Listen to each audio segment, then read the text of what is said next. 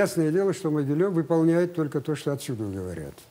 Но Могилев еще такая фигура, ну, я уже не говорю по его участию в разгроме нападений на крымских татар в 2007 году, в ноябре, где безоружных людей стреляли огнестрельным оружием, ранили. Тогда еще было возбуждено против него уголовное дело, но потом закрыли, когда стал свой человек премьер-министром.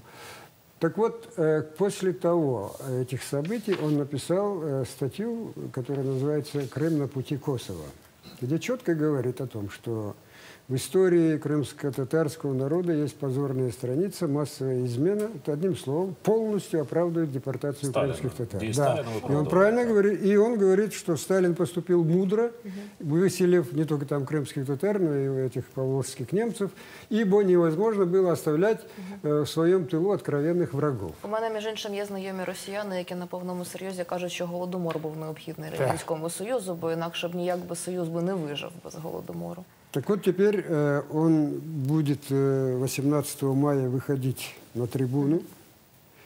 И действительно мы не можем гарантировать. Там соберется 30 тысяч человек. Мы не говорим его будут стрелять или убивать. Нет.